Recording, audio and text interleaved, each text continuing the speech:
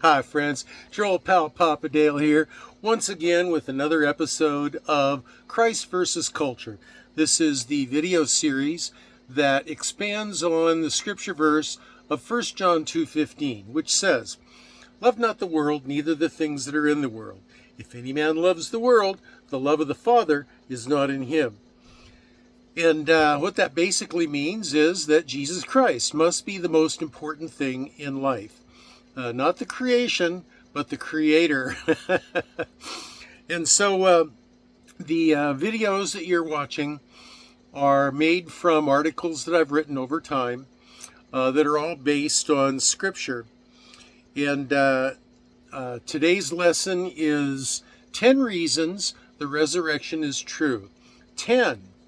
5, 6, 7, 8, 9, 10 reasons. There are more, but we're just going to explain the 10 top reasons why the resurrection of Jesus Christ is true.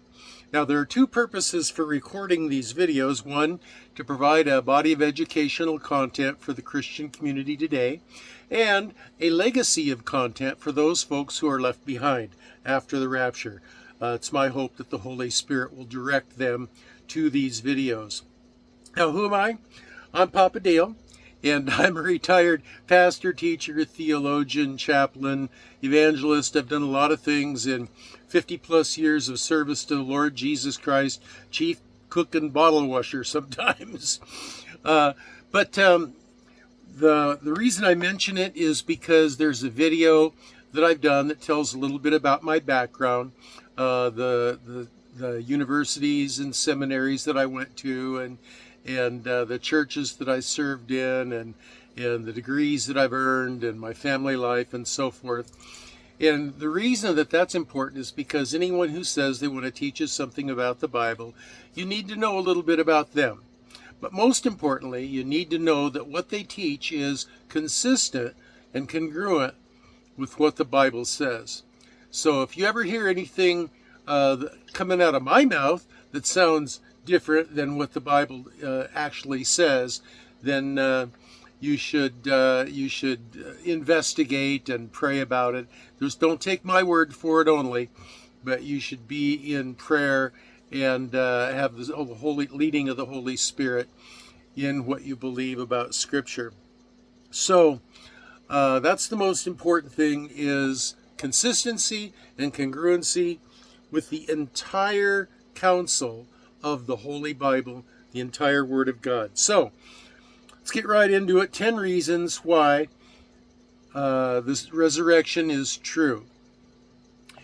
In the Bible story of the resurrection of Jesus Christ, is the Bible story of the resurrection of Jesus Christ really reliable? Absolutely. If you look at 10 lines of testimony that begin with the letter E, as an overview, you can see that it is. First of all, we have 1, early testimony. Most, if not all, the New Testament documents were written prior to 70 AD. Now keep in mind, Jesus was crucified and rose from the dead about 30 AD. Some of these documents were written within 20 years of Christ's ascension. The information contained in them came from sources far earlier than the dates upon which they were written. Several early oral church creeds were written into the scripture. One, for example, Jesus is Lord, of Acts 16:31.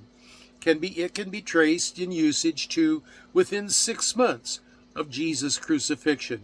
And just because you can trace it to that nearness of his crucifixion doesn't mean that's all the closer you can get. It just means that's what it can be traced to.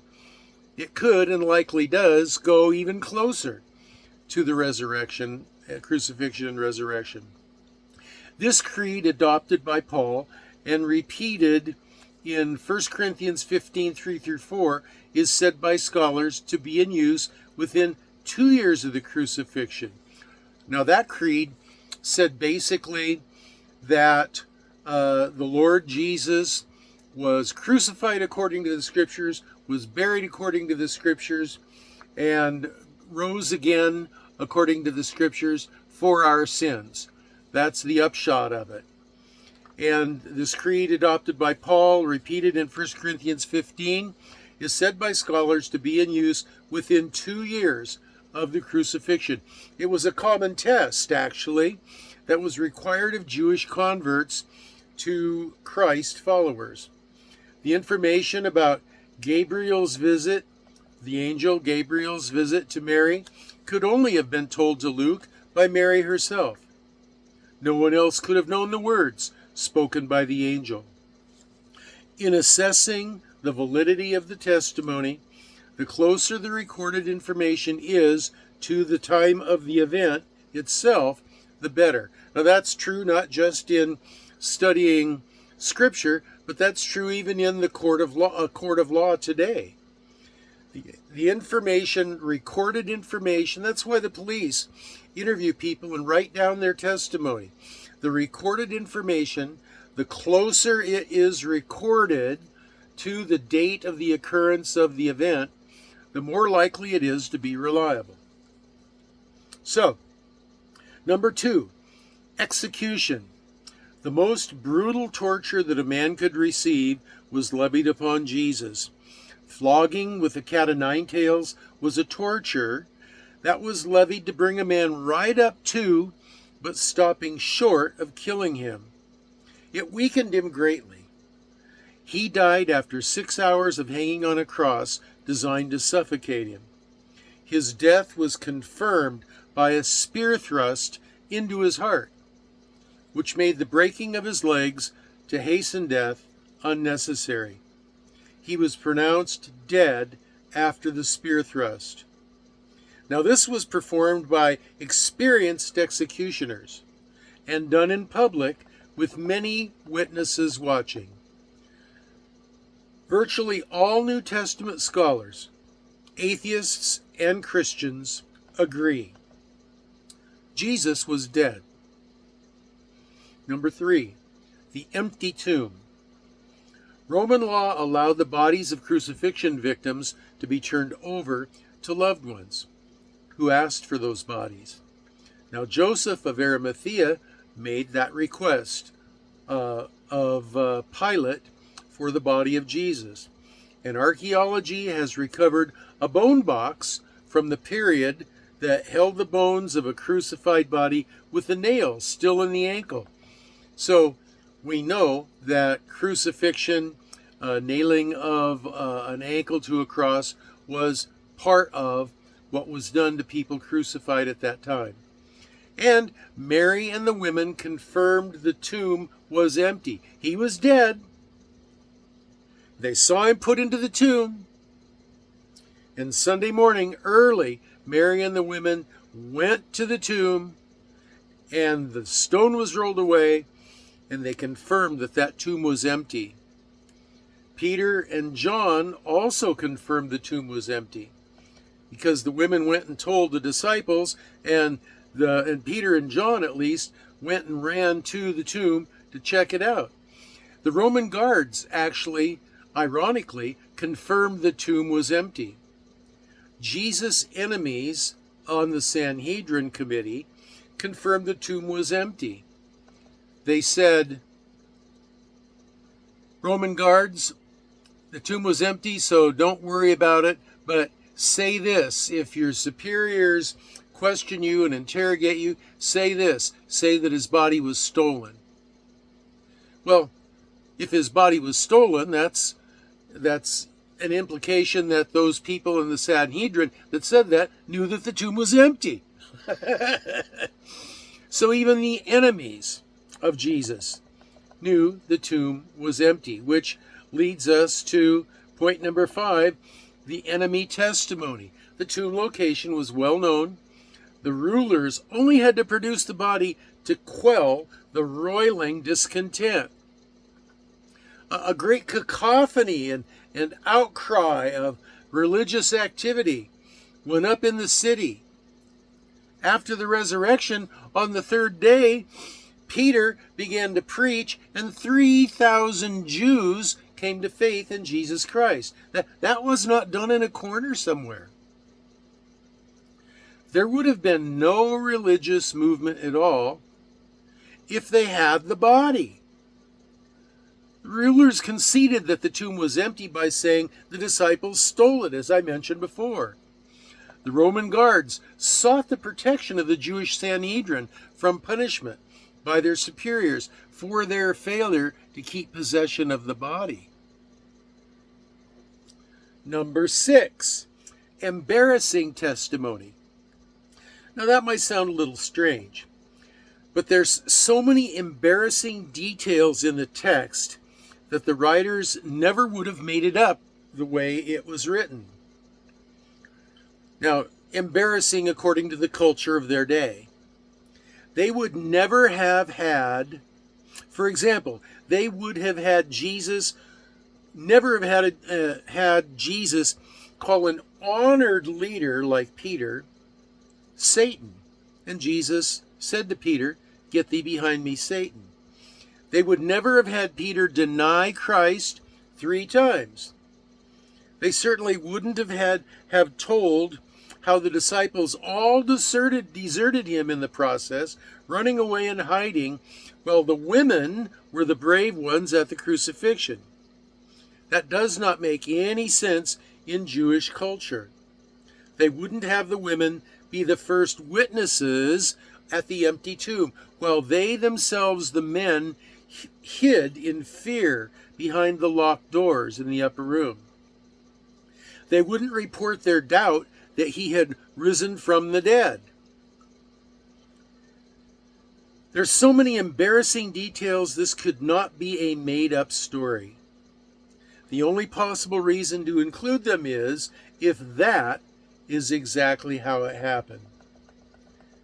Number 7, excruciating testimony. These individuals endured torture and died brutal deaths, excruciating deaths, when they could have saved themselves by simply saying Jesus had not risen from the dead. But these individuals, these apostles and disciples, went to their own deaths anyway, refusing to deny Christ's resurrection. This is powerful evidence that they were convinced they had truly seen the actual, physical, risen Christ, their close friend for 3+ years, the man they knew intimately, the man post-crucifixion who spent hours teaching them, eating with them, walking with them. Only the true God could do what Christ had done. There was nothing that could stop them from trumpeting the truth. Number 8, expected testimony. There are more than 300 Old Testament prophecies that cause us to expect a Messiah in the 1st century with the same characteristics as Jesus had. Just look at Isaiah 53, Isaiah 61, Psalm 22, Daniel chapter 9, and many more. But you don't need to go much further than those. Number 9, extra-biblical testimony. According to New Testament scholar Gary Habermas, we have 39 ancient non-Christian historical sources that were written within the first 2 centuries of Jesus' crucifixion. 10 of them within 150 years. People like Josephus, Philo, Pliny, and the writers of the Talmud. Real people doing their very best to accurately produce real, true stories. Some were written under the royal command of the Roman emperor. When you take their references to Jesus and early Christianity, you get a storyline congruent with the New Testament and congruent with the secular history written at the time. And finally, number 10, explosive growth. This hated new Jewish cult added 3,000 members to their ranks in one day after one sermon. Might have been more during that day, but after one sermon by Peter. It continued to grow at breakneck speed. The Jewish political and religious leadership were threatened. Their power, influence, and wealth were being menaced. The Roman political overlord was only interested in keeping the peace and collecting the taxes. The believers often met in the temple courtyard under the very nose of the Roman Antonia fortress and the Sanhedrin, which is the Jewish high court. The existence of this new cult was disruptive to both, yet they met out in the open where most of Israel would congregate when they were in Jerusalem, in the vast, large temple courtyard, and they would preach Jesus under the very nose of the Roman guards and the Sanhedrin political religious leaders. This new faith was based on the fact of the resurrection of Jesus from the dead. The easiest way to have squashed it would have been to produce the body of Christ. They knew where the tomb was. Why didn't they just go and roll the stone away and drag the body out and solve all their problems? They couldn't, because Jesus was still using it. So for those 10 reasons, early testimony, execution, empty tomb, eyewitness, enemy testimony, embarrassing testimony, excruciating death, extra-biblical, expected, and explosive, we well know that the New Testament is a reliable record that Jesus of Nazareth was a real person who was killed in Jerusalem by crucifixion and rose from the dead. Jesus is Lord, my friends. Mixed it up. I usually take my glasses off and leave the hat on at this time. Jesus is Lord. What's this say? Jesus is Lord. And He is. Hallelujah. Praise God. And you can have a relationship with the Creator if you wish to, because He holds His arms wide open and says, all who want to come may come. All you have to do is to put your faith and trust in Him. That's all. You just have to believe. So those are my final comments on the 10 reasons for the resurrection, that the resurrection is true. And if you have questions, comments, or prayer requests, you can leave them in the comments section below. If you're going to get really lengthy about your comments, then there's a link to my Facebook page, and we can interface there. There's also a link to these lesson notes, and you can click on that as well. Now, the next video, I don't know exactly when I'll upload it or what it'll be about, but they're always good. I always enjoy them. I'm always thankful for the Holy Spirit for inspiring me, motivating me, and empowering me to record them and to upload them. And until the next one, this is your old pal Papa Dale signing off for now and saying, I am going to pray for you that you will be well and that you will be blessed, and God bless you.